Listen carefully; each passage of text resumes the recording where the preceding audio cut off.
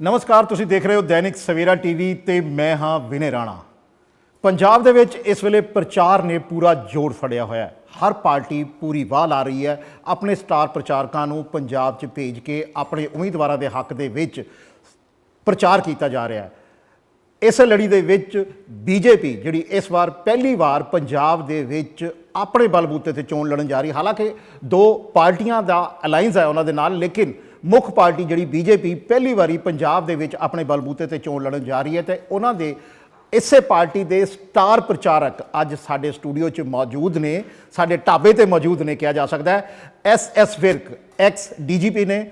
ਪੰਜਾਬ ਦੇ ਵਿੱਚ ਜਦੋਂ ਅੱਤਵਾਦ ਸੀ ਤਾਂ ਉਸ ਨੂੰ ਖਤਮ ਕਰਨ ਦੇ ਵਿੱਚ 84 ਦੇ ਵਿੱਚ ਪਹਿਲੀ ਵਾਰੀ ਇਹਨਾਂ ਨੂੰ ਮਹਾਰਾਸ਼ਟਰ ਤੋਂ ਡੈਪੂਟੇਸ਼ਨ ਤੇ ਪੰਜਾਬ ਭੇਜਿਆ ਗਿਆ ਸੀ ਔਰ ਉਸ ਵੇਲੇ ਜਿਹੜਾ ਪੰਜਾਬ ਦਾ ਜਿਹੜਾ ਦੌਰ ਸੀ ਉਸ ਦੇ ਵਿੱਚ ਉਸ ਨੂੰ ਖਤਮ ਕਰਨ ਦੇ ਵਿੱਚ, ਪੰਜਾਬ 'ਚ ਸ਼ਾਂਤੀ ਲਿਆਉਣ ਦੇ ਵਿੱਚ ਐਸ ਵਿਰਕ ਜਿਹੜੇ ਉਸ ਵੇਲੇ ਪੰਜਾਬ ਪੁਲਿਸ ਦੇ ਸੀਨੀਅਰ ਅਫਸਰ ਸੀ, ਜਿਹੜੇ ਬਾਅਦ 'ਚ ਡੀਜੀਪੀ ਵੀ ਬਣੇ, ਹੁਣ ਐਕਸ ਡੀਜੀਪੀ ਨੇ, ਉਹ ਸਾਡੇ ਵਿੱਚ ਮੌਜੂਦ ਨੇ ਤੇ ਇਸ ਵਾਰ ਉਹਨਾਂ ਤੋਂ ਗੱਲ ਕਰਾਂਗੇ ਉਹਨਾਂ ਦੀ ਪਾਰਟੀ ਬਾਰੇ। ਵਿਰਕ ਸਾਹਿਬ, ਤੁਹਾਡਾ ਬਹੁਤ ਬਹੁਤ ਸਵਾਗਤ ਹੈ ਜੀ ਦੈਨਿਕ ਸਵੇਰਾ ਦੇ ਇਸ ਲੀਡਰਾਂ ਦੇ ਢਾਬੇ ਦੇ ਵਿੱਚ। ਤੁਸੀਂ ਵਿਰਕ ਸਾਹਿਬ ਸਭ ਤੋਂ ਪਹਿਲਾਂ ਇਹ ਦੱਸੋ ਕਿ ਬੀਜੇਪੀ ਨੂੰ ਪੰਜਾਬ ਦੇ ਵਿੱਚ ਤੁਸੀਂ ਕਿੱਥੇ ਖੜੀ ਦੇਖਦੇ ਹੋ? ਦੇਖੋ, ਪੰਜਾਬ ਦੇ ਅੰਦਰ ਬੀਜੇਪੀ ਹਮੇਸ਼ਾ ਛੋਟਾ ਭਰਾ ਬਣ ਕੇ ਇਲੈਕਸ਼ਨ ਲੜੀ ਜੀ। ਅੱਛਾ, ਉਹਨਾਂ ਦੇ ਕੋਲ ਈਵਨ ਜਦੋਂ ਸਰਕਾਰ ਬਣਦੀ ਰਹੀ ਤੇ ਬਹੁਤੇ ਇੰਪੋਰਟੈਂਟ ਮਹਿਕਮੇ ਨਹੀਂ ਸੀ ਹੁੰਦੇ। ਹਰ ਜਗ੍ਹਾ ਦੇ ਉੱਤੇ ਇੱਕ ਛਤਰੀ ਹੁੰਦੀ ਸੀ ਅਕਾਲੀ ਦਲ ਦੀ ਜਿਹੜੀ ਆਪਰੇਟ ਕਰਦੀ ਸੀ ਜੀ। ਤੇ ਮੇਰੀ ਨਜ਼ਰ ਦੇ ਵਿੱਚ ਇਹ ਪਾਰਟੀ ਜਿੰਨਾ ਕੰਮ ਕਰ ਸਕਦੀ ਸੀ ਉਹ ਛੋਟੇ ਭਰਾ ਦੇ ਤੌਰ ਦੇ ਉੱਤੇ ਕਰ ਨਹੀਂ ਸਕੀ। ਅਸਲ ਵਿੱਚ ਇਹ ਇੱਕ ਨੈਸ਼ਨਲ ਪਾਰਟੀ ਸੀ, ਇਹਦਾ ਰੋਲ ਵੱਡੇ ਭਰਾ ਦਾ ਹੋਣਾ ਚਾਹੀਦਾ ਸੀ ਜੀ। ਪਰ ਕੀ ਹੈ, ਪੰਜਾਬ ਦਾ ਜੋ ਮਾਹੌਲ ਤੇ ਨਾਲੇ ਅਕਾਲੀਆਂ ਨੇ ਥੋੜਾ ਜਿਹਾ ਦੱਸ ਕੇ ਜੀ ਪੰਜਾਬ ਦਾ ਇਤਿਹਾਸ ਹੈ ਜੀ, ਉੱਥੇ ਅੱਤਵਾਦ ਸੀ ਜੀ, ਸੋ ਬੜੀਆਂ ਮਜਬੂਰੀਆਂ ਨੇ ਜੀ, ਇਸ ਤਰ੍ਹਾਂ ਗੱਲਾਂ ਕਰਕੇ ਜੀ ਤੇ ਉਹਨਾਂ ਨੇ ਉਹ ਮਾਹੌਲ ਆਪਣੇ ਹੱਕ 'ਚ ਰੱਖਿਆ ਪੋਲੀਟੀਕਲੀ। ਤੇ ਮੈਨੂੰ ਇਹ ਲੱਗਦਾ ਹੈ ਕਿ ਜੋ ਪਾਰਟੀ ਰੋਲ ਪਲੇ ਕਰ ਸਕਦੀ ਸੀ ਪੰਜਾਬ ਦੇ ਵਿੱਚ, ਜਾਂ ਜਿਸ ਤਰ੍ਹਾਂ ਪੰਜਾਬ ਨੂੰ ਵਿਕਾਸ ਦੇ ਰਸਤੇ ਦੇ ਉੱਤੇ, ਤਰੱਕੀ ਦੇ ਰਸਤੇ ਉੱਤੇ ਖੜ ਸਕਦੀ ਸੀ, ਉਹ ਪੂਰਾ ਨਹੀਂ ਹੋ ਸਕਿਆ। ਉਹ ਹੁਣ ਅੱਗੇ ਕਰਨ ਦਾ ਟਾਈਮ ਆ ਰਿਹਾ ਹੈ।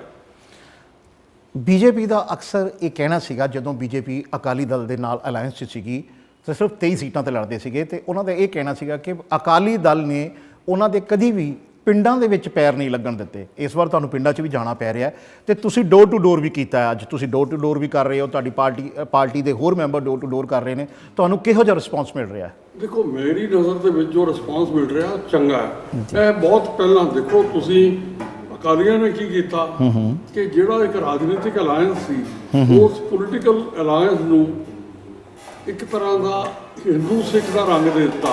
ਜਾਂ ਤੁਸੀਂ ਲੜ ਲਓ, ਇਹ ਹਿੰਦੂ ਸੀਟਾਂ ਨੇ, ਅਸੀਂ ਲੜ ਲਾਂਗੇ। ਦੇਖੋ, ਜੇਕਰ ਤੁਸੀਂ ਅਕਾਲੀ ਦਲ ਦੀ ਆਪਣੀ ਪਰਫਾਰਮੈਂਸ ਦੇਖੋ ਨਾ, ਉਹਨਾਂ ਕੋਲ ਹਿੰਦੂ ਐਮਐਲਏ 12 ਤੋਂ ਲੈ ਕੇ 14 ਬੰਦੇ ਤੱਕ ਇਲੈਕਟ ਹੋ ਗਏ ਸੀ ਅਕਾਲੀ ਦਲ ਦੀ ਸੀਟ ਦੇ ਉੱਤੇ। ਤੇ ਜੇਕਰ ਉਹਨਾਂ ਦੀ ਸੀਟ ਦੇ ਉੱਤੇ ਹਿੰਦੂ ਇਲੈਕਟ ਹੋ ਸਕਦੇ ਸੀ ਤੇ ਬੀਜੇਪੀ ਦੀ ਸੀਟਾਂ ਦੇ ਉੱਤੇ ਸਿੱਖ ਕਿਉਂ ਨਹੀਂ ਇਲੈਕਟ ਹੋ ਸਕਦੇ? ਮੇਰਾ ਆਪਣਾ ਖਿਆਲ ਹੈ ਕਿ ਇੱਕ ਬੜਾ ਅੱਛਾ ਮਾਹੌਲ ਬਣੇਗਾ ਇਹਦੇ ਨਾਲ। ਔਰ ਵਕਤ ਥੋੜਾ ਜਿਹਾ ਜਿਵੇਂ ਬੀਤੇਗਾ, ਇਤਕੀ ਇਲੈਕਸ਼ਨ 'ਚ ਟਾਈਮ ਪੂਰਾ ਨਹੀਂ ਮਿਲ ਸਕਿਆ।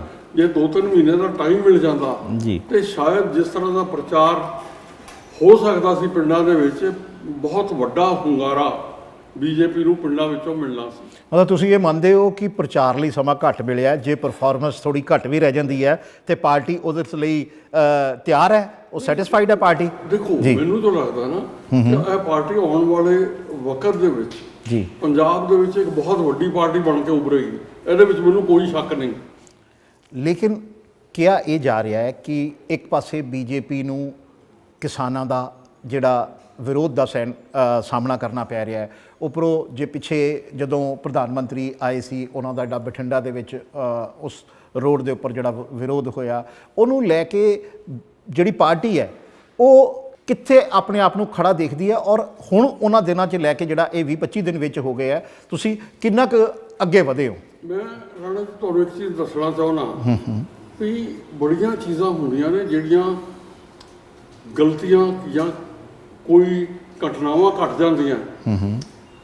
ਤੁਸੀਂ 1984 ਦੇ ਵਿੱਚ ਜਿਹੜਾ ਨੀਲਾ ਤਾਰਾ ਸਾਕਾ ਹੋਇਆ ਸਾਕਾ ਸੀ ਜੀ, ਉਹ ਵੱਡਾ ਸੀ ਜਾਂ ਕਿਸਾਨਾਂ ਦਾ ਜਿਹੜਾ ਅੰਦੋਲਨ ਫਾਰਮਿੰਗ ਲਾਅ ਸੀ ਉਹ ਵੱਡੀ ਗੱਲ ਸਨ। ਮੇਰੇ ਖਿਆਲ ਦੇ ਵਿੱਚ ਜੇਕਰ ਅਸੀਂ ਉਹ ਕਰੀਏ ਦੋਨਾਂ ਨੂੰ ਕੰਪੇਅਰ ਜੀ, ਤੇ ਬਲੂ ਸਟਾਰ ਜਿਹਦੇ ਵਿੱਚ ਦਰਬਾਰ ਸਾਹਿਬ ਦੇ ਅੰਦਰ ਟੈਂਕ ਵੜ ਦਿੱਤੇ ਗਏ, ਤੋਪਾਂ ਵੜ ਦਿੱਤੀਆਂ ਗਈਆਂ, ਇਹ ਇੱਕ ਬਹੁਤ ਵੱਡੀ ਔਰ ਦਿਲ ਨੂੰ ਬਲੂੰਦਰ ਦੇਣ ਵਾਲੀ ਘਟਨਾ ਸੀ। ਪਰ ਜੇਕਰ ਉਹ ਮਾਫ ਹੋ ਸਕਦੀ ਕਿ ਔਰ ਉਹਦੇ ਲਈ ਕਿਸੇ ਨੇ ਬਲੂ ਸਟਾਰ ਲਈ ਮਾਫੀ ਨਹੀਂ ਮੰਗੀ ਜੀ, ਕਿਸੇ ਵੀ ਕਾਂਗਰਸੀ ਲੀਡਰ ਨੇ, ਵੱਡੇ ਨੇ ਜਿਨ੍ਹਾਂ ਨੇ ਉਹ ਕਰਾਇਆ ਸੀ, ਕਿਸੇ ਨੇ ਮਾਫੀ ਨਹੀਂ ਮੰਗੀ, ਬੁਰਾ ਨਹੀਂ ਫੀਲ ਕੀਤਾ। ਇੱਥੇ ਕਿਸਾਨਾਂ ਦੇ ਲਾਅ ਕਾਨੂੰਨ ਲਿਆਂਦੇ, ਕਿਸਾਨਾਂ ਨੇ ਸੰਘਰਸ਼ ਸ਼ੁਰੂ ਕਰ ਦਿੱਤਾ, ਉਹ ਕਾਨੂੰਨ ਵਿਡਰਾ ਕਰ ਲਏ ਗਏ ਪੂਰੇ ਲੌਕ ਸਟਾਕ ਐਂਡ ਬੈਰਲ ਪੂਰੀ ਤਰ੍ਹਾਂ। ਔਰ ਉਹਨਾਂ ਹੀ ਨਹੀਂ, ਪ੍ਰਧਾਨ ਮੰਤਰੀ ਜੀ ਨੇ ਵਿਡਰਾ ਕਰਦਿਆਂ ਹੋਇਆ ਉਸੇ ਵੇਲੇ ਕਿਸਾਨਾਂ ਨੂੰ ਕਿਹਾ ਕਿ ਹਮ ਕਿਸਾਨ ਭਾਈयों से क्षमा याचना करते हैं। ਸਾਡੇ ਮੁਲਕ ਦੇ ਅੰਦਰ ਕਦੇ ਵੀ ਕਿਸੇ ਪ੍ਰਧਾਨ ਮੰਤਰੀ ਨੇ ਇਸ ਤਰ੍ਹਾਂ ਖੁੱਲ੍ਹੇ ਦਿਲ ਨਾਲ ਮਾਫੀ ਨਹੀਂ ਮੰਗੀ। ਤੇ ਮੈਨੂੰ ਵਿਸ਼ਵਾਸ ਹੈ ਕਿ ਦੇਖੋ ਪੋਲੀਟੀਕਲੀ ਉਹਨਾਂ ਨੂੰ ਮਿਸਗਾਈਡ ਕਰਨ ਦੀ ਕਿਸਾਨਾਂ ਨੂੰ ਕੋਸ਼ਿਸ਼ ਕੀਤੀ ਜਾ ਰਹੀ ਹੈ, ਭਰਾਵਾਂ ਨੂੰ ਜੀ। ਪਰ ਜੇਕਰ ਬਲੂ ਸਟਾਰ ਇਗਨੋਰ ਹੋ ਸਕਦਾ ਹੈ ਜਾਂ ਮਾਫ ਹੋ ਸਕਦਾ ਹੈ ਤੇ ਇਹ ਤਾਂ ਬਹੁਤ ਛੋਟਾ ਮਸਲਾ ਹੈ, ਇਹਨੂੰ ਬਹੁਤਾ ਵਧਾਉਣ ਦੀ ਲੋੜ ਨਹੀਂ। ਜਿਹੜੇ ਛੋਟੇ ਛੋਟੇ ਮਸਲੇ ਹੱਲ ਕਰਨ ਵਾਲੇ ਰਹਿ ਗਏ ਉਹ ਹੱਲ ਹੋ ਜਾਣਗੇ। ਮੈਨੂੰ ਉਹਦੇ 'ਚ ਕੋਈ ਔਖੀ ਗੱਲ ਨਜ਼ਰ ਨਹੀਂ ਆਉਂਦੀ। ਕਿਸਾਨਾਂ ਨੂੰ ਇਹ ਲੱਗਾ ਕਿ ਉਹ ਆਪਣੀ ਗੱਲ ਸਰਕਾਰ ਤੱਕ ਜਿਹੜੀ ਹੈਗੀ ਹੈ ਉਹ ਅੰਦੋਲਨ ਦੇ ਥਰੂ ਜਾਂ ਅੰਦੋਲਨ ਦੇ ਜ਼ਰੀਏ ਨਹੀਂ ਪਹੁੰਚਾ ਸਕੇ, ਜਿਸ ਕਰਕੇ ਉਹਨਾਂ ਨੇ ਸੰਯੁਕਤ ਸਮਾਜ ਮੋਰਚਾ ਦਾ ਗਠਨ ਕੀਤਾ, ਇੱਕ ਪੋਲੀਟੀਕਲ ਮੰਚ ਜਿਹੜਾ ਬਣਾਇਆ ਔਰ ਉੱਤੇ ਆਪਣੇ ਉਮੀਦਵਾਰ ਵੀ ਉਤਾਰੇ। ਤੁਸੀਂ ਉਹਨਾਂ ਦੇ ਉਮੀਦਵਾਰਾਂ ਨੂੰ ਕਿਹੜੀ ਪਾਰਟੀ ਲਈ ਨੁਕਸਾਨਦਾਇਕ ਜਾਂ ਫਾਇਦੇਮੰਦ ਮੰਨਦੇ ਹੋ? ਨਹੀਂ ਦੇਖੋ, ਮੈਂ ਕਿਸੇ ਵੀ ਪਾਰਟੀ ਲਈ ਉਹਦਾ ਨੁਕਸਾਨ ਜਾਂ ਫਾਇਦਾ ਇੱਕ ਵੱਖਰੀ ਚੀਜ਼ ਹੈ ਜੀ। ਮੈਂ ਉਹਦੇ 'ਚ ਇੱਕ ਕਿਸਾਨਾਂ ਦਾ ਇੱਕ ਬਹੁਤ ਵੱਡਾ ਹਿਮਾਇਤੀ ਹਾਂ ਉਸ ਇਸ਼ੂ ਦੇ ਉੱਤੇ। ਦੇਖੋ, ਜਿਨ੍ਹਾਂ ਨੇ ਇੱਕ ਸਾਲ ਇੱਕ ਬੜਾ ਵੱਡਾ ਸੰਘਰਸ਼ ਕੀਤਾ ਔਰ ਉਹਨੂੰ ਟੋਟਲੀ ਇੱਕ ਨਾਨ ਵਾਇਲੈਂਟ ਅਹਿੰਸਾ ਦੇ ਨਾਲ ਪੂਰਾ ਕੀਤਾ ਜੀ। ਛੋਟਾ ਸੰਘਰਸ਼ ਨਹੀਂ ਸੀ ਉਹਨਾਂ ਲਈ। ਉਹ ਹੁਣ ਕੀ ਚਾਹੁੰਦੇ ਆ ਕਿ ਉਹਨਾਂ ਦੀ ਜਿਹੜੀ ਉਹ ਸੰਘਰਸ਼ ਸੀ ਜਾਂ ਉਹ ਜਿਹੜੀ ਉਹਨਾਂ ਦੀ ਆਵਾਜ਼ ਸੀ ਉਹਨੂੰ ਕੋਈ ਰਾਜਨੀਤਿਕ ਉਹਦੇ ਵਿੱਚ ਟਰਨ ਕੀਤਾ ਜਾ ਸਕੇ, ਤਾਂ ਕਿ ਸੰਸਦ ਜਾਂ ਅਸੈਂਬਲੀਆਂ ਭਾਵੇਂ ਉਹ ਸਟੇਟ ਦੀ ਰਾਜਨੀਤੀ ਹੋਵੇ ਜਾਂ ਮੁਲਕ ਦੀ ਰਾਜਨੀਤੀ ਹੋਵੇ, ਕੁਝ ਆਵਾਜ਼ ਉਹਨਾਂ ਦੀ ਉਹਨਾਂ ਬਿਲਡਿੰਗਾਂ 'ਚ ਗੂੰਜੇ। ਉਸ ਲਈ ਉਹਨਾਂ ਨੇ ਆਪਣੇ ਬੰਦੇ ਖੜੇ ਕਰਨ ਦਾ ਫੈਸਲਾ ਕੀਤਾ ਤੇ ਜਿਹਦੇ ਵਿੱਚ ਮੇਰੇ ਖਿਆਲ ਦੇ ਵਿੱਚ ਕੋਈ ਬੁਰੀ ਗੱਲ ਨਹੀਂ ਹੈ। ਜੇਕਰ ਸਾਰਿਆਂ ਨੂੰ, ਪਾਰਟੀਆਂ ਨੂੰ, ਹਰ ਇੱਕ ਨੂੰ ਇੰਡੀਪੈਂਡੈਂਟ ਲੜਨ ਦਾ ਹੱਕ ਹੈ ਤੇ ਕਿਸਾਨਾਂ ਨੂੰ ਵੀ ਆਪਣਾ ਮੁਹਾਜ਼ ਬਣਾ ਕੇ ਲੜਨ ਦਾ ਪੂਰਾ ਹੱਕ ਹੈ। ਤੁਸੀਂ ਅੱਜ ਜਲੰਧਰ 'ਚ ਡੋਰ ਟੂ ਡੋਰ ਵੀ ਪ੍ਰਚਾਰ ਕੀਤਾ ਕਿਉਂਕਿ ਤੁਸੀਂ ਸਟਾਰ ਪ੍ਰਚਾਰਕਾਂ ਦੀ ਲਿਸਟ ਦੇ ਵਿੱਚ ਹੈਗੇ ਹੋ। ਤੁਸੀਂ ਲੰਮੀ ਇੱਕ ਜਿਹੜੀ ਹੈਗੀ ਹੈ ਪੰਜਾਬ ਪੁਲਿਸ ਦੀ ਸੇਵਾ 'ਚ ਰਹੇ ਹੋ, ਵੱਡੇ ਅਹੁਦਿਆਂ 'ਤੇ ਰਹੇ ਹੋ, ਤੁਹਾਨੂੰ ਜਿਹੜਾ ਕਨਵਿੰਸ ਕਰਨ ਦੀ ਪਾਵਰ ਜਿਹੜੀ ਹੈਗੀ ਹੈ ਉਹ ਤੁਹਾਡੇ ਕੋਲ ਬਹੁਤ ਹੈ। ਤੁਸੀਂ ਅੱਜ ਜਦੋਂ ਡੋਰ ਟੂ ਡੋਰ ਗਏ, ਘਰਾਂ ਦੇ ਵਿੱਚ ਜਿਹੜੇ ਲੋਕ ਤੁਹਾਨੂੰ ਮਿਲੇ ਆ, ਜਿਨ੍ਹਾਂ ਨੇ ਬਾਹਰ ਨਿਕਲ ਕੇ ਤੁਹਾਨੂੰ ਜਿਹੜੇ ਮਿਲੇ ਆ, ਉਹਨਾਂ ਦਾ ਰਿਸਪੌਂਸ ਤੁਹਾਨੂੰ ਕਿਹੋ ਜਿਹਾ ਲੱਗਾ? ਦੇਖੋ, ਮੈਨੂੰ ਉਹਨਾਂ ਦਾ ਰਿਸਪੌਂਸ ਬੜਾ ਅੱਛਾ ਲੱਗਿਆ। ਦੇਖੋ, ਉਹਨਾਂ ਨਾਲ ਕੀ ਹੈ, ਤੁਸੀਂ ਅੱਜ ਪੰਜਾਬ ਦੇ ਜੇਕਰ ਤੁਸੀਂ ਸੱਚਾਈ ਦੇਖੋ ਜੀ, ਤੁਸੀਂ ਸੱਚਾਈ ਬਹੁਤ ਕੌੜੀ ਹੁੰਦੀ ਹੈ। ਮਤਲਬ ਅੱਜ ਤੁਹਾਡੇ 'ਚ ਪੰਜਾਬ ਦੇ ਅੰਦਰ ਨਾ ਸਾਡੇ ਪੱਲੇ ਕੁਛ ਨਹੀਂ। ਜੇਕਰ ਅਸੀਂ ਪੰਜਾਬ ਦਾ ਉਹ ਸਾਰਾ ਮਾਹੌਲ ਫੋਲਣ ਬੈਠਾਂਗੇ ਨਾ ਤੇ ਤੁਸੀਂ ਦੇਖੋਗੇ ਕਿ ਪੰਜਾਬ ਆਰਥਿਕ ਤੌਰ ਦੇ ਉੱਤੇ, ਸਮਾਜਿਕ ਤੌਰ ਦੇ ਉੱਤੇ, ਰਾਜਨੀਤਿਕ ਤੌਰ ਦੇ ਉੱਤੇ ਬਹੁਤ ਪਿਛੜ ਗਿਆ ਹੈ। ਇੱਕ ਪੰਜਾਬੀ ਦੇ ਪੋਇਟ ਨੇ ਲਿਖਿਆ ਸੀ ਕਿ ਰਾਤ ਨੂੰ ਜਦ ਹਨੇਰੀ ਰੁਕੀ ਕੀ ਡਿੱਠੇ ਖਾਬ ਜੀ, ਦੇਰ ਤਾਈਂ ਰੋਂਦੇ ਰਹੇ ਮੈਂ ਤੇ ਮੇਰਾ ਪੰਜਾਬ। ਤੁਸੀਂ ਪੰਜਾਬ ਜਿਹੜਾ ਅੱਤਵਾਦ ਦੇ ਵਿੱਚੋਂ ਬੜੀ ਬੁਰੀ ਤਰ੍ਹਾਂ ਵਲੂੰਦਰ ਕੇ ਨਿਕਲਿਆ ਸੀ, ਲਹੂ ਲੁਹਾਨ ਹੋ ਕੇ ਨਿਕਲਿਆ ਸੀ, ਉਹਦੀ ਇੱਕ ਪੀੜ੍ਹੀ ਅੱਤਵਾਦ ਖਾ ਗਿਆ। ਉਹ ਜਦੋਂ ਉਹਨੂੰ ਠੀਕ ਕਰਨ ਦਾ ਮੌਕਾ ਆਇਆ ਤੇ ਜਿਹੜੇ ਸਾਡੇ ਲੀਡਰ ਸਨ ਪੋਲੀਟੀਕਲ, ਉਹ ਉਹਨੂੰ ਠੀਕ ਰਸਤੇ ਤੇ ਨਹੀਂ ਲਿਆ ਸਕੇ। ਉਹ ਉਹਨੂੰ ਕਿੱਧਰ ਲੈ ਗਏ? ਇੱਕ ਬੜੀ ਹਨੇਰੀ ਗੁਫਾ ਨਸ਼ਿਆਂ ਦੀ, ਡਰੱਗਸ ਦੀ, ਉਧਰ ਲੈ ਗਏ ਔਰ ਸਾਡੀ ਦੂਜੀ ਪੀੜ੍ਹੀ ਵੀ ਬਰਬਾਦ ਕਰ ਦਿੱਤੀ। ਪੰਜਾਬ ਦੇ ਵਿੱਚ ਮੈਕਸਿਮਮ ਆਬਾਦੀ ਜਿਹੜੀ ਆ ਉਹ ਸਿੱਖਾਂ ਦੀ ਹੈ। ਤੁਸੀਂ ਕਹਿੰਦੇ ਹੋ ਕਿ ਸਿੱਖਾਂ ਨੇ ਹਜੇ ਉਹ 84 ਦਾ ਜਿਹੜਾ ਸਾਕਾ ਹੈਗਾ ਉਹ ਭੁੱਲੇ ਨਹੀਂ ਹੈਗੇ ਸਿੱਖ।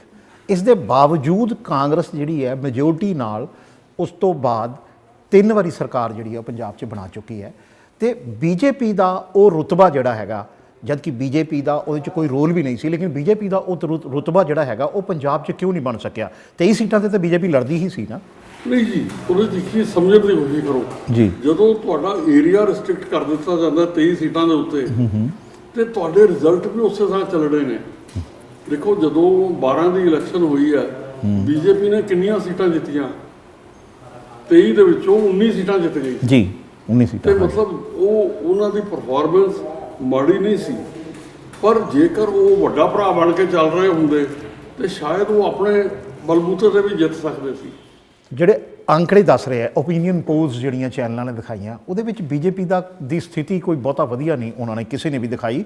ਤੇ ਤੁਸੀਂ ਇਹ ਮੰਨਦੇ ਹੋ ਕਿ ਜਿਹੜੇ ਚੈਨਲਸ ਨੇ ਓਪੀਨੀਅਨ ਪੋਲ ਦਿਖਾਈ ਹੈ, ਬੀਜੇਪੀ ਉਸੇ ਸਥਿਤੀ ਦੇ ਵਿੱਚ ਹੈ ਪੰਜਾਬ ਦੇ ਵਿੱਚ? ਦੇਖੋ ਉਹਦੇ ਅੰਦਰ ਮੈਂ ਉਹਨਾਂ ਨੂੰ ਇਸ ਸਟੇਜ ਉੱਤੇ ਚੈਲੰਜ ਨਹੀਂ ਕਰਦਾ ਜੀ, ਪਰ ਮੈਂ ਕੀ ਦੱਸਣ ਦੀ ਕੋਸ਼ਿਸ਼ ਕਰ ਰਿਹਾ ਕਿ ਕਿਸਾਨ ਸੰਘਰਸ਼ ਦੇ ਖਤਮ ਹੋਣ ਤੋਂ ਬਾਅਦ ਬੀਜੇਪੀ ਨੇ ਪੋਲੀਟੀਕਲ ਐਕਟੀਵਿਟੀ ਸ਼ੁਰੂ ਕੀਤੀ ਪੰਜਾਬ ਦੇ ਵਿੱਚ, ਔਰ ਇਹਨਾਂ ਨੂੰ ਦੂਜਿਆਂ ਨਾਲੋਂ ਜਿਹੜਾ ਟਾਈਮ ਸੀ ਉਹ ਘੱਟ ਮਿਲਿਆ, ਤੇ ਹੌਲੀ ਹੌਲੀ ਇਹ ਪਿਕਅਪ ਕਰ ਰਹੇ ਨੇ, ਔਰ ਮੈਨੂੰ ਉਮੀਦ ਹੈ ਕਿ ਆਉਣ ਵਾਲੇ ਸਮੇਂ ਦੇ ਵਿੱਚ ਇਹ ਜ਼ਰੂਰ ਬਰਾਬਰੀ ਤੇ ਆ ਜਾਣਗੇ।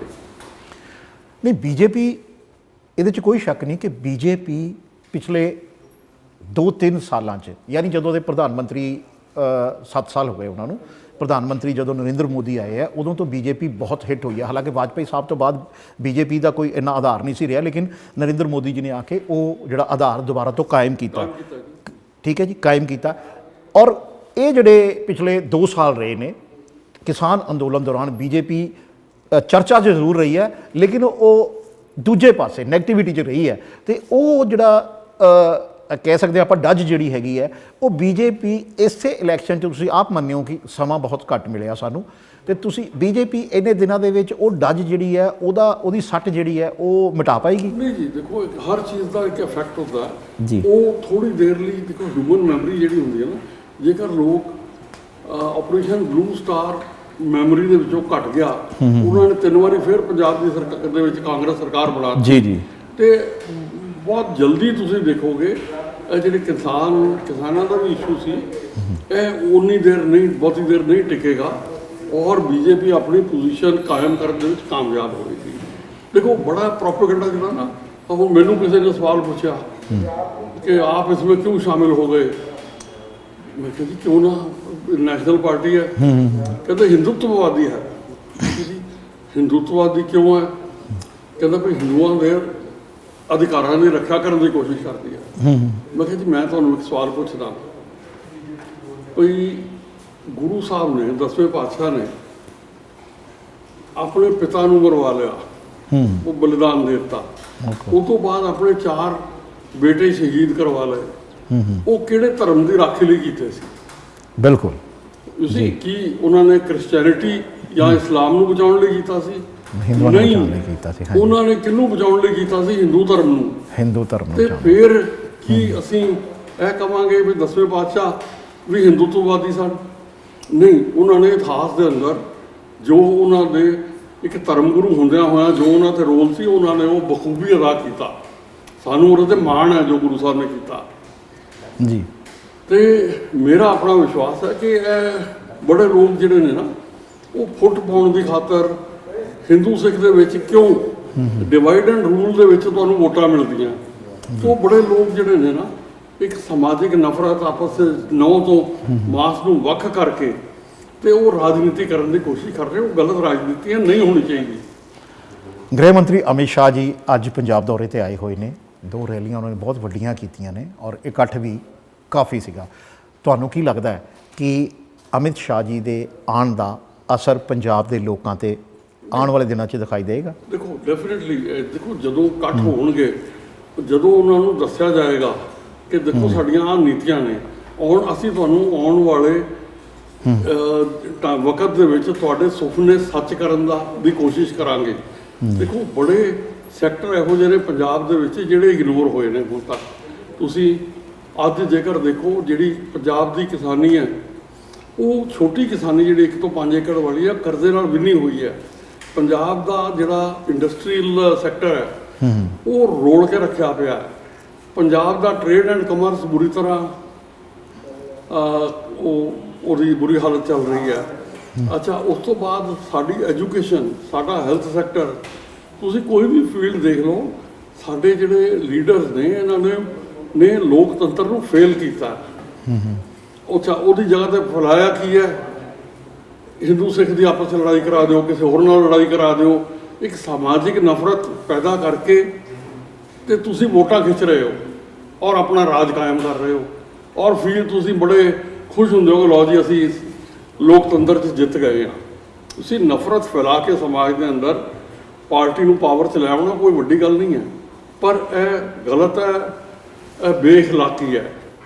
ਪ੍ਰਧਾਨ ਮੰਤਰੀ ਦਾ ਜਿਹੜਾ ਪਿਛਲਾ ਦੌਰਾ ਸੀਗਾ ਕੋਈ ਬਹੁਤਾ ਸੁਖਾਵਾਂ ਨਹੀਂ ਰਿਹਾ ਸੀ, ਬਾਕੀ ਕਾਫੀ ਕੰਟਰੋਵਰਸੀ 'ਚ ਰਿਹਾ ਉਹ, ਕਿਉਂਕਿ ਉਹਨਾਂ ਦੀ ਸੁਰੱਖਿਆ ਨੂੰ ਜਿਹੜੀ ਸੁਰੱਖਿਆ ਦੇ ਵਿੱਚ ਚੂਕ ਹੋਈ ਹੈ ਉਹਦਾ ਮਸਲਾ ਜ਼ਿਆਦਾ ਉੱਠ ਗਿਆ। ਵਿਰੋਧੀ ਧਿਰਾਂ ਜਿਹੜੀਆਂ ਹੈਗੀਆਂ ਉਹ ਕਹਿੰਦੀ ਨਹੀਂ ਜੀ, ਕਿਉਂਕਿ ਉੱਥੇ ਇਕੱਠ ਨਹੀਂ ਸੀ, ਇਸ ਕਰਕੇ ਪ੍ਰਧਾਨ ਮੰਤਰੀ ਰਾਹ 'ਚ ਰੁਕ ਕੇ ਵਾਪਸ ਜਾਣਾ ਚਾਹੁੰਦੇ ਸੀ, ਜਿਸ ਕਰਕੇ ਉਹਨਾਂ ਨੇ ਇਹ ਕਹਿ ਦਿੱਤਾ। ਅਤੇ ਹੁਣ ਪ੍ਰਧਾਨ ਮੰਤਰੀ ਕੱਲ੍ਹ ਫੇਰ ਆ ਰਹੇ ਨੇ।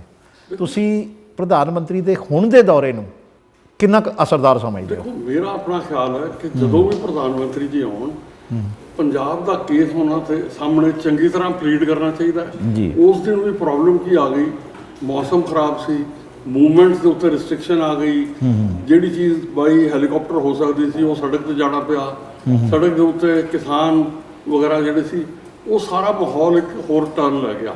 ਮੇਰੇ ਖਿਆਲ ਦੇ ਵਿੱਚ ਜੇ ਪਰਮਾਤਮਾ ਨੇ ਚਾਹਿਆ ਤੇ ਕੱਲ੍ਹ ਦੀ ਉਹਨਾਂ ਦੀ ਜਿਹੜੀ ਵਿਜ਼ਿਟ ਹੈ ਉਹ ਸਫਲ ਹੋਵੇਗੀ, ਔਰ ਜੋ ਅਸੀਂ ਪੰਜਾਬ ਲਈ ਲੱਭ ਰਹੇ ਹਾਂ ਉਹਦੇ ਅੰਦਰੋਂ ਸਾਨੂੰ ਕਈ ਰਿਲੀਫ, ਕਈ ਤਰ੍ਹਾਂ ਦਾ ਸਾਨੂੰ ਫਾਇਦਾ ਲੱਭੇਗਾ। ਔਰ ਮੇਰਾ ਆਪਣਾ ਖਿਆਲ ਹੈ ਕਿ ਪੰਜਾਬ ਨੂੰ ਆਉਣ ਵਾਲੇ ਵਕਤ ਦੇ ਵਿੱਚ ਬੀਜੇਪੀ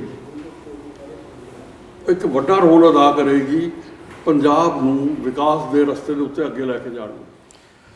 ਯਾਨੀ ਤੁਹਾਡਾ ਵੀ ਹੋਰ ਬਾਕੀ ਜਿਹੜੇ ਸੀਨੀਅਰ ਲੀਡਰਸ ਹੈਗੇ ਬੀਜੇਪੀ ਦਾ, ਉਹਨਾਂ ਦੇ ਵਾਂਗ ਹੀ ਮੰਨਣਾ ਆ ਕਿ ਪੰਜਾਬ ਦੇ ਵਿੱਚ ਜੇ ਬੀਜੇਪੀ ਸਰਕਾਰ ਨਹੀਂ ਵੀ ਬਣਾਉਂਦੀ ਤੇ ਸਰਕਾਰ ਬਣਾਉਣ ਦੇ ਵਿੱਚ ਬਹੁਤ ਵੱਡਾ ਕਿੰਗ ਮੇਕਰ ਜਿਹੜੀ ਹੈ ਕਰ ਸਕਦੀ ਹੈ। ਦੇਖੋ, ਜ਼ਰੂਰ ਕਰੇਗੀ। ਦੇਖੋ, ਜਿਹੜਾ ਇੱਦਾਂ ਵੀ ਸਾਡੀ ਆਪਣੀ ਸਟੇਟ ਹੈ ਜੀ, ਔਰ ਇਹ ਨੈਗਲੈਕਟ ਹੋਈ ਹੈ। ਸਾਡੀਆਂ 2 ਪੀੜ੍ਹੀਆਂ ਖਤਮ ਹੋ ਗਈਆਂ ਅੱਤਵਾਦ ਤੇ ਨਸ਼ੇ ਦੇ ਅੰਦਰ। ਬੜਾ ਜ਼ਰੂਰੀ ਹੈ ਕਿ ਅਸੀਂ ਹੋਰ ਵਕਤ ਜ਼ਾਇਆ ਕਰਨ ਤੋਂ ਪਹਿਲਾਂ ਪੰਜਾਬ ਨੂੰ ਰੋਕੀਏ ਔਰ ਇਹਨੂੰ ਵਿਕਾਸ ਤੇ ਤਰੱਕੀ ਦੇ ਰਸਤੇ ਤੇ ਲੈ ਕੇ ਜਾਈਏ। ਦੇਖੋ, ਪੰਜਾਬ ਦੇ ਨੌਜਵਾਨ ਅੱਜ ਉਹਦੇ ਸਾਹਮਣੇ ਕੀ ਹੈ, ਉਹਨੂੰ ਹਨੇਰਾ ਦਿਸ ਰਿਹਾ। ਫਿਰ ਕੀ ਕਰਦੇ ਆ, 4 ਏਕੜ ਵੇਚੇ ਤੇ ਕੈਨੇਡਾ ਚਲੇ ਗਏ, ਅਮਰੀਕਾ ਚਲੇ ਗਏ, ਇੰਗਲੈਂਡ ਚਲੇ ਗਏ। ਉਹਨਾਂ ਸਾਹਮਣੇ ਰਸਤਾ ਨਹੀਂ ਹੈ। ਅਸੀਂ ਅੱਜ ਪੰਜਾਬ ਦੇ ਅੰਦਰ 2 ਲੱਖ ਨੌਕਰੀ ਖਾਲੀ ਹੈ, ਉਹ ਕਿਉਂ ਨਹੀਂ ਦਿੱਤੀ ਗਈ ਨੌਜਵਾਨਾਂ ਨੂੰ? ਦੇਖੋ, ਮੇਰਾ ਪੰਜਾਬ ਬਾਰੇ ਜੋ ਸੋਚਣਾ ਹੈ ਕਿ ਜਿਸ ਤਰ੍ਹਾਂ ਦਾ ਐਜੂਕੇਸ਼ਨਲ ਸਟੈਂਡਰਡ ਹੋਵੇ ਉਸ ਤਰ੍ਹਾਂ ਦੇ ਬੰਦਿਆਂ ਨੂੰ ਨੌਕਰੀਆਂ ਲਈ ਗਾਈਡ ਕਰਨਾ ਚਾਹੀਦਾ, ਉਹਨਾਂ ਦਾ ਮਾਰਗਦਰਸ਼ਨ ਕਰਨਾ ਚਾਹੀਦਾ। ਪੰਜਾਬ ਦੇ ਆਰਮੀ ਦੇ ਵਿੱਚ, ਆਰਮ ਫੋਰਸਿਸ ਦੇ ਵਿੱਚ ਅਫਸਰ ਬਣ ਕੇ ਚੰਗੇ ਮੁੰਡੇ ਕਿਉਂ ਨਾ ਆਉਣ, ਕਿਉਂ ਨਾ IAS IPS ਸਾਡਾ ਨੌਜਵਾਨ ਬਣੇ।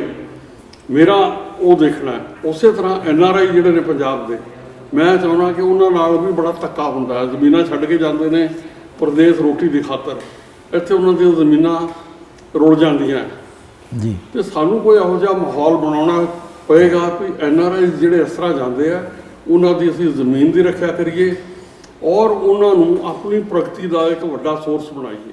ਜੀ, ਤੁਸੀਂ ਭਾਜਪਾ ਦਾ ਪੰਜਾਬ ਦੇ ਵਿੱਚ ਕਿਹੜੀ ਪਾਰਟੀ ਨਾਲ ਸਿੱਧਾ ਮੁਕਾਬਲਾ ਮੰਨਦੇ ਹੋ? ਕਿਉਂਕਿ ਦੋਵੇਂ ਪਾਰਟੀਆਂ ਜਿਹੜੀਆਂ ਇਸ ਵੇਲੇ ਫਰੰਟ ਤੇ ਆਪਣੇ ਆਪ ਨੂੰ ਸਮਝਦੀਆਂ ਨੇ, ਆਮ ਆਦਮੀ ਪਾਰਟੀ ਔਰ ਕਾਂਗਰਸ, ਉਹ ਕਹਿੰਦੇ ਜੀ ਭਾਜਪਾ ਕਿਤੇ ਵੀ ਨਹੀਂ ਖੜੀ ਹੋਈ ਹੈ। ਨਹੀਂ, ਦੇਖੋ, ਇੱਦਾਂ ਹੁੰਦਾ ਇੱਕ ਨੈਸ਼ਨਲ ਪਾਰਟੀ ਨੂੰ ਇਹ ਸੋਚਣਾ ਕਿ ਇਹ ਕਿਤੇ ਵੀ ਨਹੀਂ ਹੈ, ਗਲਤਫਹਿਮੀ ਹੈ। ਜਦੋਂ ਉਹ ਪਾਰਟੀ ਪਿਕਅਪ ਕਰੇਗੀ ਤੇ ਉਹ ਇੱਕ ਵੱਡੇ ਇੰਜਨ ਨਾਲ ਚੱਲੇਗੀ। ਓਰੀਜਨਲ ਇੰਜਨ ਜਿਹੜੇ ਹੁੰਦੇ ਆ ਇਹ ਇੱਕ ਵਾਰੀ ਬੜੇ ਜ਼ੋਰ ਨਾਲ ਚੱਲਦੇ ਆ, ਪਰ ਇਹਨਾਂ ਦੇ ਵਿੱਚ ਚੱਲਣ ਦੀ ਕੈਪੈਸਿਟੀ ਨਹੀਂ ਹੁੰਦੀ। ਥੋੜ੍ਹੀ ਦੂਰ ਜਾ ਕੇ ਇਹ ਵੇਅਰ ਆਊਟ ਹੋ ਜਾਂਦੇ ਆ।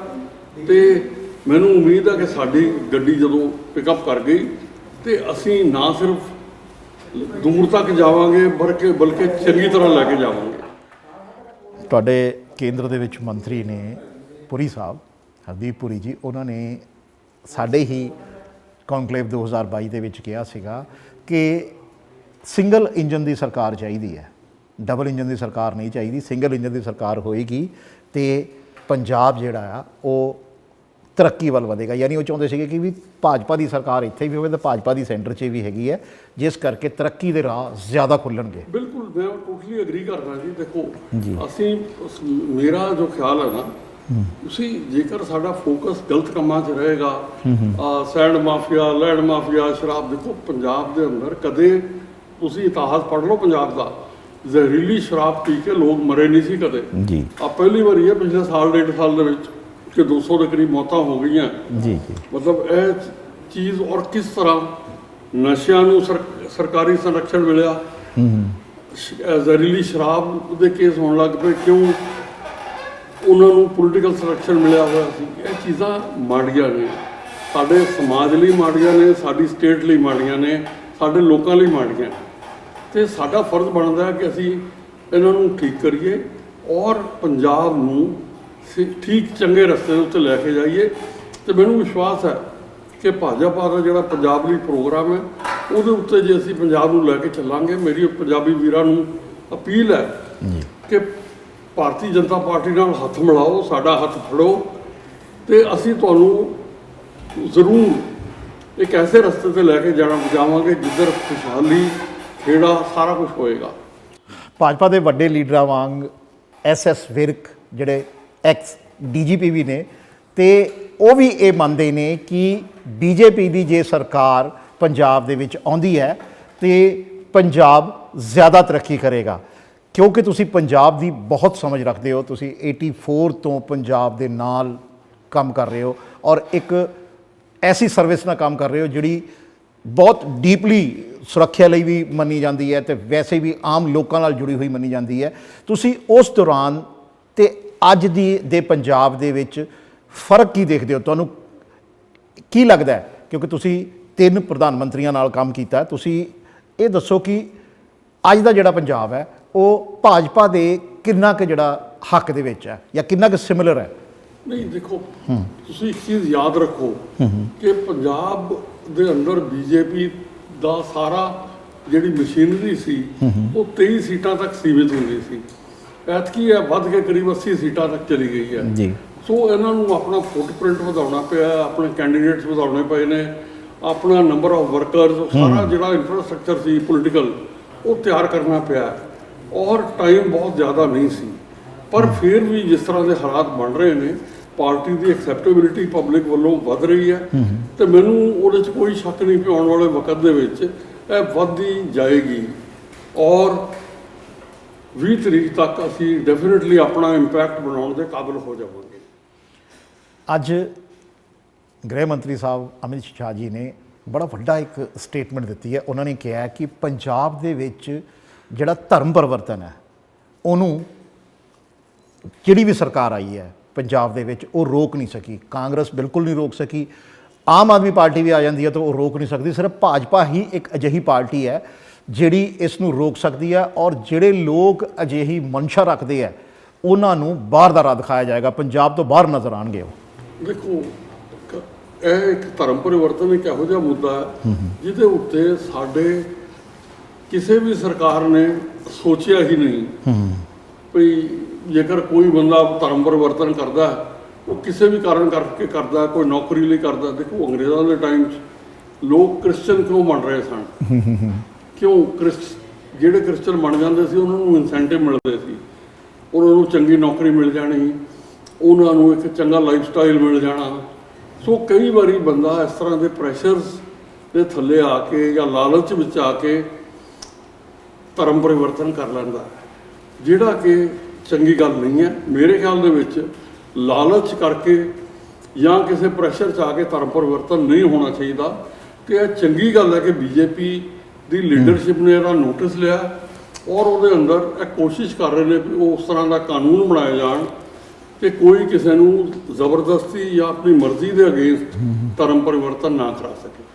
ਨਹੀਂ, ਪਰ ਇੱਕ ਗ੍ਰਹਿ ਮੰਤਰੀ ਦਾ, ਹੋਮ ਮਿਨਿਸਟਰ ਦਾ ਇਸ ਤਰ੍ਹਾਂ ਦੀ ਸਟੇਟਮੈਂਟ ਜਿਹੜੀ ਦੇਣੀ, ਕਿਉਂਕਿ ਭਾਜਪਾ ਤੇ ਤਾਂ ਪਹਿਲਾਂ ਹੀ ਕੱਟਰਵਾਦ, ਕੱਟਰ ਹਿੰਦੂਤਵ ਦਾ ਜਿਹੜਾ ਆ ਉਹ ਛਾਪ ਲੱਗੀ ਹੋਈ ਹੈ। ਇਸ ਬਿਆਨ ਦੇ ਨਾਲ ਇਹ ਛਾਪ ਤੁਹਾਨੂੰ ਨਹੀਂ ਲੱਗਦਾ ਕਿ ਹੋਰ ਮਜ਼ਬੂਤ ਜੀ ਹੁੰਦੀ ਦਿਖਾਈ ਦੇ ਰਹੀ ਹੈ? ਇੱਕ ਚੀਜ਼ ਜਿਹੜੀ ਹੁੰਦੀ ਹੈ ਨਾ, ਜੀ ਜਿਵੇਂ ਅਕਾਲੀ ਪਾਰਟੀ ਹੈ, ਤੁਸੀਂ ਕੀ ਅਕਾਲੀ ਪਾਰਟੀ ਸਿੱਖ ਇਸ਼ੂਜ਼ ਨੂੰ ਡਿਫੈਂਡ ਕਰਨ ਦੀ ਕੋਸ਼ਿਸ਼ ਨਹੀਂ ਕਰਦੀ ਹੈ।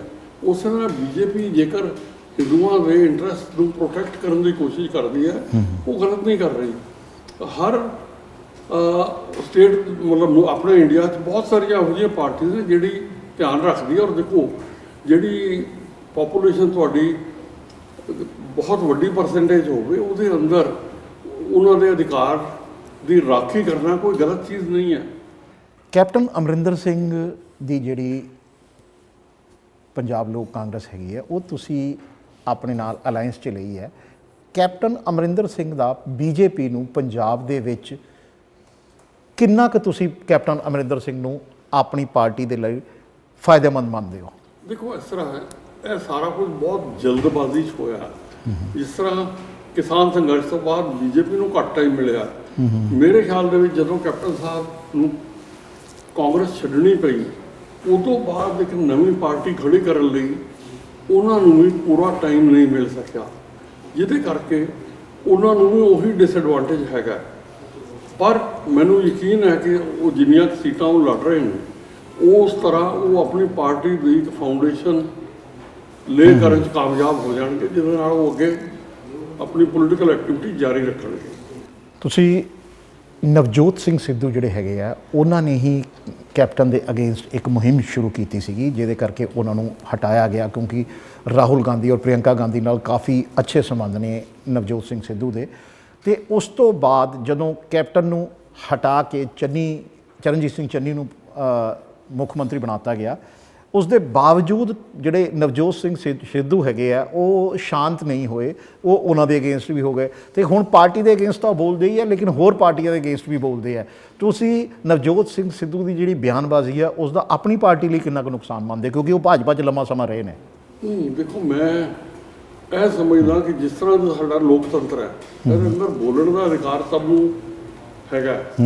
ਅੱਛਾ, ਔਰ ਉਹਦੇ ਅੰਦਰ ਬੜੀ ਵਾਰੀ ਦੇਖੋ, ਪਾਰਟੀ ਮਾੜੀ ਨਹੀਂ ਹੁੰਦੀ, ਸਿਰਫ ਜਿਹੜੇ ਉਹਦੇ ਵਿੱਚ ਆਉਣ ਵਾਲੇ ਲੋਕ ਨੇ ਉਹ ਚੰਗੇ ਜਾਂ ਮਾੜੇ ਹੁੰਦੇ ਆ।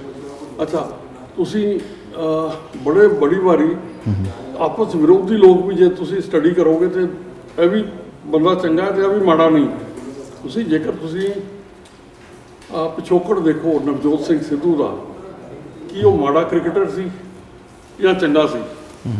ਉਹ ਚੰਗਾ ਕ੍ਰਿਕਟਰ ਸੀ। ਉਦੋਂ ਬਾਅਦ ਉਹ ਟੀਵੀ ਸ਼ੋਅ 'ਚ ਆ ਗਿਆ, ਉੱਥੇ ਉਹ ਮਾੜਾ ਸਿੱਧ ਹੋਇਆ ਕਿ ਚੰਗਾ ਸਿੱਧ ਹੋਇਆ? ਉੱਥੇ ਵੀ ਉਹ ਚੰਗਾ ਸਿੱਧ ਹੋਇਆ। ਉਦੋਂ ਬਾਅਦ ਉਹ ਪੋਲਿਟਿਕਸ 'ਚ ਆ ਗਿਆ, ਪੋਲਿਟਿਕਸ 'ਚ ਆ ਕੇ ਉਹ ਲਗਾਤਾਰ ਇਲੈਕਸ਼ਨਾਂ ਜਿੱਤੀ ਗਿਆ, ਉੱਥੇ ਵੀ ਉਹ ਮਾੜਾ ਨਹੀਂ ਸਾਬਤ ਹੋਇਆ, ਉਹ ਚੰਗਾ ਸਾਬਤ ਹੋਇਆ। ਤੇ ਮੇਰੇ ਖਿਆਲ ਦੇ ਵਿੱਚ ਹਰ ਬੰਦੇ ਨੂੰ ਰਾਜਨੀਤੀ ਵਿੱਚ ਐਗਜ਼ਿਸਟ ਕਰਨ ਦਾ ਹੱਕ ਹੈਗਾ।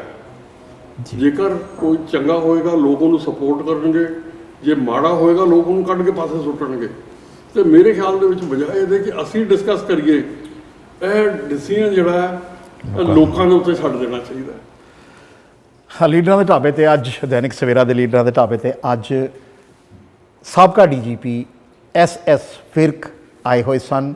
ਬੀਜੇਪੀ ਦੇ ਵਿੱਚ ਸਟਾਰ ਪ੍ਰਚਾਰਕ ਨੇ ਉਹ, ਔਰ ਅੱਜ ਉਹਨਾਂ ਨੇ ਡੋਰ ਟੂ ਡੋਰ ਵੀ ਕੀਤਾ, ਲੋਕਾਂ ਦੇ ਨਾਲ ਉਹਨਾਂ ਦੀ ਗੱਲਬਾਤ ਹੋਈ, ਉਹਨਾਂ ਨੂੰ ਕਿਹੋ ਜਿਹਾ ਮਹਿਸੂਸ ਹੋਇਆ, ਉਹ ਉਹਨਾਂ ਨੇ ਵਿਚਾਰ ਜਿਹੜੇ ਆ ਸਾਡੇ ਦਰਸ਼ਕਾਂ ਸਾਹਮਣੇ ਰੱਖੇ। ਅਜਿਹੇ ਹੀ ਵੱਡੇ ਲੀਡਰਾਂ ਦੇ ਨਾਲ ਤੁਹਾਨੂੰ ਮਿਲਾਉਂਦੇ ਰਵਾਂਗੇ, ਤੇ ਦੇਸ਼ ਵਿਦੇਸ਼ ਦੀਆਂ ਖਬਰਾਂ ਦੇਖਣ ਲਈ ਤੁਸੀਂ ਦੇਖਦੇ ਰਹੋ ਦੈਨਿਕ ਸਵੇਰਾ TV।